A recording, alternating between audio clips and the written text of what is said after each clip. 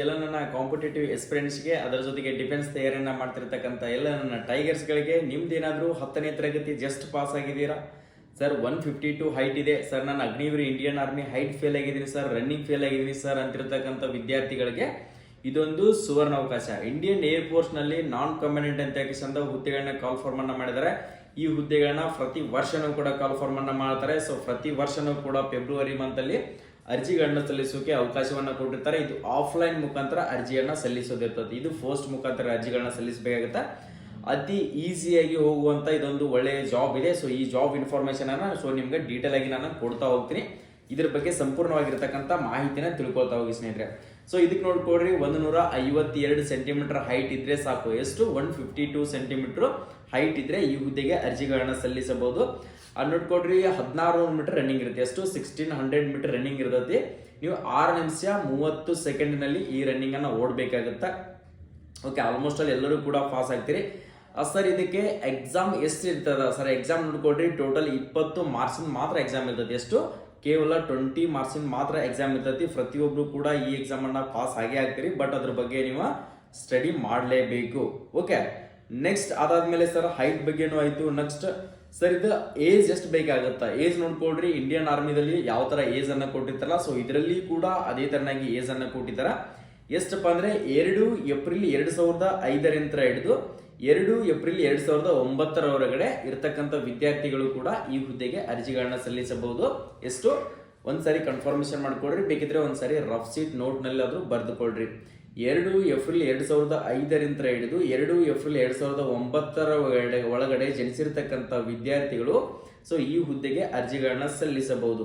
So ಅರ್ಜಿ ಸಲ್ಲಿಸುವ ದಿನಾಂಕ ಯಾವಾಗಿಂದ ಸ್ಟಾರ್ಟ್ ಆಗಿದೆ ಸರ್ ಅಂತಿರ್ತಕ್ಕಂಥ ವಿದ್ಯಾರ್ಥಿಗಳು ಫೆಬ್ರವರಿ 6ನೇ ತಾರೀಕಿಗೆ ಅರ್ಜಿ ಸಲ್ಲಿಸೋಕೆ ಸ್ಟಾರ್ಟ್ ಆಗಿದೆ. 23 ಫೆಬ್ರವರಿಗೆ ಕ್ಲೋಸ್ ಆಗುತ್ತೆ ಸರ್. ಇದು ಆಫ್ಲೈನ್ ಮುಖಾಂತರ ಅಲ್ಲ, ಇದು ಆನ್ಲೈನ್ ಮುಖಾಂತರ ಅಲ್ಲ, ಆಫ್ಲೈನ್ ಮುಖಾಂತರ ಇರುತ್ತೆ ಸ್ನೇಹಿತರೆ. ಎಲ್ಲರೂ ಕೂಡ ಇದನ್ನ ಆಫ್ಲೈನ್ ಮುಖಾಂತರ ಅರ್ಜಿಗಳನ್ನ ಸಲ್ಲಿಸಬೇಕು. ಸರ್ ನಾನು ಇವಾಗ ಹೋಗ್ಬೇಕಂತ ಆಸೆ ಇದೆ ಸರ್, ಬಟ್ ನನ್ನ ಮೆಡಿಕಲಿ ಪ್ರಾಬ್ಲಮ್ ಇದೆ ಸರ್, ಕಣ್ಣಿನಲ್ಲಿ ನಾನು ಚಸ್ಮಾ ಹಾಕೋತೀನಿ ಸರ್ ಅಂತಿರ್ತಕ್ಕಂಥ ವಿದ್ಯಾರ್ಥಿಗಳು ಕೂಡ ವಿಷನ್ ಪ್ರಾಬ್ಲಮ್ ಇರತಕ್ಕಂಥವ್ರು ಅರ್ಜಿಗಳನ್ನ ಸಲ್ಲಿಸಬಹುದು. ನೋಡ್ಕೊಡ್ರಿ, 6/36 ಇರತಕ್ಕಂಥ ಡಿಸ್ಟೆನ್ಸ್ ಬಂದ್ಬಿಟ್ಟು ಅವರು ಕೂಡ ಸಲ್ಲಿಸಬಹುದು. ಅದ್ರ ಜೊತೆಗೆ 6/9 ಇರ್ತಕ್ಕಂಥವ್ರು ಕೂಡ ಈ ವಿಷನ್ ನಲ್ಲಿ ನೀವೇನಾದ್ರೂ ಪ್ರಾಬ್ಲಮ್ ಇತ್ತಪ್ಪ ಅಂದ್ರೆ ವಿತೌಟ್ ಗ್ಲಾಸಸ್ ಅರ್ಜಿಗಳನ್ನ ನೀವು ಸಲ್ಲಿಸಬಹುದು. ಓಕೆ, ನೆಕ್ಸ್ಟ್ ಬಂದ್ಬಿಟ್ಟು ಪ್ರತಿಯೊಂದು ಆಫ್ಲೈನ್ ಫಾರ್ಮ್ ಅನ್ನ ಯಾವ ತರ ಫಿಲ್ಅಪ್ ಮಾಡಬೇಕು ಸರ್? ನಿಮ್ಗೆ ಹೈಟ್ ಬಗ್ಗೆ ಗೊತ್ತಾಯ್ತು. So exam syllabus height 152 centimetre ಬೇಕಾಗುತ್ತೆ. ರನ್ನಿಂಗ್ 16 ಮೀಟರ್ ರನ್ನಿಂಗ್ ಇರ್ತೈತಿ. 6.5 ನಿಮಿಷದಲ್ಲಿ ಕವರ್ ಮಾಡಬೇಕು. ಚೆಸ್ಟ್ ಬಂದ್ಬಿಟ್ಟು ನಾರ್ಮಲಿ ಚೆಸ್ಟ್ ಇರ್ತೈತಲ್ಲ, ಅದನ್ನ ಎಕ್ಸ್ಪಾಂಡೆಡ್ ಅನ್ನ 5 ನೀವು ಮಾಡಲೇಬೇಕಾಗತ್ತೆ. ನೆಕ್ಸ್ಟ್ ಆದ್ಮೇಲೆ ಸರ್ ಆಫ್ಲೈನ್ ಮುಖಾಂತರ ಫಾರ್ಮ್ ಅನ್ನ ಯಾವ ತರ ತುಂಬಬೇಕು ಸರ್? ನಮ್ಮ ಕರ್ನಾಟಕದಲ್ಲಿ ಹುದ್ದೆಗಳನ್ನ ಕಾಲ್ ಫಾರ್ಮ್ ಅನ್ನ ಮಾಡಿದಾರ ಅಂತ ಕೇಳ್ತಿರ್ತಕ್ಕಂಥ ವಿದ್ಯಾರ್ಥಿಗಳು, ಓಕೆ, ನಮ್ಮ ಕರ್ನಾಟಕದಲ್ಲಿ ಕೂಡ ನೀವು ಡ್ಯೂಟಿಯನ್ನ ಮಾಡಬಹುದು. ಅದು ಬಂದ್ಬಿಟ್ಟು ಬೆಂಗಳೂರಲ್ಲಿ ಇದಾವೆ, ನೆಕ್ಸ್ಟ್ ನ್ಯೂ ಡೆಲ್ಲಿ ಇದಾವೆ, ಜೋಧ್ಪುರ್ ಇದಾವೆ, ಜೈಪುರ್ ಇದಾವೆ, ಪುಣೆ ಇದಾವೆ, ಸಾಕಷ್ಟು ಏರ್ಫೋರ್ಸ್ ಸ್ಟೇಷನ್ಗಳು ಎಲ್ಲಿದಾವಲ್ಲ ಪ್ರತಿ ಒಂದರಲ್ಲಿ ಕೂಡ ಈ ಹುದ್ದೆಗಳನ್ನ ಕಾಲ್ ಫಾರ್ಮ್ ಅನ್ನ ಮಾಡಿರ್ತಾರೆ. ಆಲ್ರೆಡಿ ಈಗ ನಮ್ಮ HJ ಡಿಫೆನ್ಸ್ ಅಕಾಡೆಮಿ ವಿದ್ಯಾರ್ಥಿ ಕೂಡ ಇವಾಗ ಹೋದ ವರ್ಷ 2025 ರಿಕ್ರೂಟ್ಮೆಂಟ್ ಅಲ್ಲಿ ಸೊ ಈ ಹುದ್ದೆಗೆ ಸೆಲೆಕ್ಷನ್ ಆಗಿದ್ದಾನೆ. ಹೌಸ್ ಕೀಪಿಂಗ್ ಅನ್ನ ಸೆಲೆಕ್ಷನ್ ಆಗಿದ್ದಾನೆ. ಡ್ಯೂಟಿ ಕೂಡ ಟ್ರೈನಿಂಗ್ ಕಂಪ್ಲೀಟ್ ಆಗಿದೆ, ಡ್ಯೂಟಿ ಕೂಡ ಮಾಡ್ತಾ ಇದ್ದಾರೆ. ಸೊ ಆದ ಕಾರಣಕ್ಕೋಸ್ಕರ ಎಲ್ಲ ವಿದ್ಯಾರ್ಥಿಗಳು ಏನ್ ತಿಳ್ಕೊಳ್ತಾರೆ ಸರ್, ವೇಕೆನ್ಸಿ ಕಡಿಮೆ ಇರ್ತಾವೆ, ಸೊ ಇಂಥ ಹುದ್ದೆಗಳು ನಮ್ಮ ಕೈಲಿ ಆಗುತ್ತಾ ಅಂತ ಕೇಳ್ತಿರ್ತಕ್ಕಂಥ ವಿದ್ಯಾರ್ಥಿಗಳು, ನೀವು ಯಾರು ಪ್ರಯತ್ನ ಮಾಡ್ತೀರಿ, ಯಾರು ಎಫರ್ಟ್ ಆಗ್ತೀರಿ ಎಕ್ಸಾಮಿಗೆ ಮತ್ತು ಫಿಸಿಕಲ್ಗೆ ಯಾರು ತಯಾರಿಯನ್ನ ಮಾಡ್ತಿರಲ್ಲ, ಸೊ ಅಂತ ವಿದ್ಯಾರ್ಥಿಗಳು ಇದನ್ನ ಪಾಸ್ ಆಗ್ತೀರಿ. ಸರ್ ಆಫ್ಲೈನ್ ಮುಖಾಂತರ ಯಾವ ತರ ಅರ್ಜಿಯನ್ನ ಸಲ್ಲಿಸಬೇಕು? ನಾನು ಬಂದ್ಬಿಟ್ಟು ನಿಮಗೆ ಟೆಲಿಗ್ರಾಮ್ದಲ್ಲಿ ಕೂಡ ಈ PDF ಅನ್ನ ಶೇರ್ ಮಾಡಿರ್ತೀನಿ, ಆಫ್ಲೈನ್ ಫಾರ್ಮ್ ಅನ್ನ. ಸೊ ಆಫ್ಲೈನ್ ಫಾರ್ಮ್ ಅನ್ನ ತುಂಬಿಟ್ಟು ಫಸ್ಟ್ ನಿಮ್ದು ಪಾಸ್ಪೋರ್ಟ್ ಸೈಜ್ ರೀಸೆಂಟ್ ಆಗಿರ್ತಕ್ಕಂಥ ಫೋಟೋಸ್ಗಳನ್ನ ತಿಳಿಸ್ಕೊಡ್ರಿ. ಪಾಸ್ಪೋರ್ಟ್ ಸೈಜ್ ರೀಸೆಂಟ್ ಆಗಿರ್ತಕ್ಕಂಥ ಫೋಟೋ ಯಾವ ತರ ಇರಬೇಕಪ್ಪ ಅಂದ್ರೆ ಆ ಫೋಟೋದ ಮೇಲೆ ನಿಮ್ಮ ನೇಮ್ ಇರಬೇಕಾಗಿರುತ್ತೆ. ನೇಮ್ ಜೊತೆಗೆ ಡೇಟ್ ಆಫ್ ಫೋಟೋ, ಅಂದ್ರೆ ನೀವು ಯಾವ ಡೇಟಿಗೆ ಫೋಟೋ ತೆಗಿತಲ್ಲ ರೀಸೆಂಟ್ ಆಗಿ ಇವತ್ತೇ ತೆಗಿಸಿದ್ರಪ್ಪ ಅಂದ್ರೆ ಇವತ್ತಿನ ಡೇಟ್ ಹಾಕ್ರಿ. ಡೇಟ್ ಹಾಕ್ಬಿಟ್ಟು ಅದೇ ಫೋಟೋನ ನೀವು ಅಲ್ಲಿ ಹಚ್ಚಬೇಕಾಗತ್ತೆ, ಆ ಫಾರ್ಮಿಗೆ ಹಚ್ಚಬೇಕಾಗತ್ತೆ.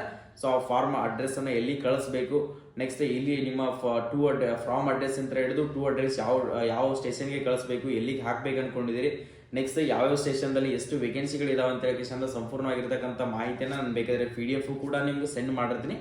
ಅದನ್ನ ನಾನು ನೋಡ್ಕೊಂಡ್ಬಿಟ್ಟು ಅರ್ಜಿಗಳನ್ನ ಸಲ್ಲಿಸ್ಕೊಳ್ಳಿ ಸ್ನೇಹಿತರೆ. ಪ್ರತಿ ವರ್ಷನೂ ಕೂಡ ಕಾಲ್ ಫಾರ್ಮ್ ಅನ್ನ ಮಾಡ್ತಾ ಇರ್ತಾರೆ. ಸೊ ಸಿವಿಲಿಯನ್ ಫೋರ್ಸ್ಗಳನ್ನ, ಏರ್ ಫೋರ್ಸ್ ನಲ್ಲಿ ಎಲ್ಲ ಹುದ್ದೆಗಳದ್ದು ಇನ್ಫಾರ್ಮೇಶನ್ ನಮ್ಮ HJ ಪ್ಯಾರಾಮಿಲಿಟರಿ ಅಂಡ್ ಯೂಟ್ಯೂಬ್ ಚಾನಲ್ದಲ್ಲಿ ನಾವು ಡೈಲಿನೂ ಕೂಡ ಅಪ್ಡೇಟ್ ಅನ್ನ ಕೊಡ್ತಾನೆ ಇದ್ದೀವಿ. ಎಷ್ಟೋ ವಿದ್ಯಾರ್ಥಿಗಳು ಇಂಥ ಇನ್ಫಾರ್ಮೇಶನ್ಗಳನ್ನ ಬಿಟ್ಕೊಂಡು ಸೊ ಬೇರೆ ಬೇರೆ ವಿಡಿಯೋಸ್ಗಳನ್ನ ನೋಡೋದು, ಸುಮ್ಮನೆ ರೀಲ್ಸ್ ನೋಡೋದು, ಬೇರೆ ಬೇರೆ ಯಾವುದೇ ಫಿಲ್ಮ್ ನೋಡೋದು, ಆ ಥರ ಎಲ್ಲ ಮಾಡೋಕ್ಕೆ ಹೋಗ್ತೀರಿ, ನಿಮ್ಮ ಜೀವನದ ವಿಷಯ ಇರ್ತಾವೆ ಸ್ನೇಹಿತರೆ. ಸೊ ಇಂಥವೆಲ್ಲ ಅಪ್ಡೇಟ್ಗಳನ್ನ ನೀವೇನಾದರೂ ನೋಡ್ಕೊಳ್ತಾ ಇದ್ರಪ್ಪ ಅಂದರೆ ನೀವು ಆದಷ್ಟು ಬೇಗನೆ ಒಂದು ಸರ್ಕಾರಿ ನೌಕರಿಗೆ ಸೇರ್ಕೊಂಡಿರಪ್ಪ ಅಂದರೆ ಆಮೇಲೆ ದುನಿಯಾ ಎಂಜಾಯ್ಮೆಂಟ್ ಮಾಡಿದ್ರು ಕೂಡ ನಡೀತದ. ಸೊ ಈ ಹುದ್ದೆಗಳಿಗೆ ಯಾರೆಲ್ಲ ಅರ್ಜಿಗಳನ್ನ ಸಲ್ಲಿಸಬೇಕು ಅನ್ಕೊಂಡಿದ್ದೀರಿ, ಸರ್ ನನ್ನ ಹೈಟ್ ಕಡಿಮೆ ಇದೆ ಸರ್, ನಂದು ಕೂಡ ಏಜ್ ಬರ್ತದ ಸರ್, ನಾನು ಆಫ್ಲೈನ್ ಮುಖಾಂತರ ಅರ್ಜಿಗಳನ್ನ ಸಲ್ಲಿಸ್ತೀನಿ ಸರ್ ಅಂತಿರ್ತಕ್ಕಂಥ ವಿದ್ಯಾರ್ಥಿಗಳು, ನಿಮ್ಮ ಹತ್ರ ಡೊಮೆನ್ಷಿಯಲ್ ಸರ್ಟಿಫಿಕೇಟ್ ಇಲ್ಲ ಅಂದರೆ ಇವಾಗಲೇ ಡೊಮೆನ್ಷಿಯಲ್ ಸರ್ಟಿಫಿಕೇಟ್ ಕೂಡ ತೆಗೆಸಿಟ್ಕೊಡ್ರಿ, ರೆಸಿಡೆನ್ಷಿಯಲ್ ಡೊಮೆನ್ಷಿಯಲ್.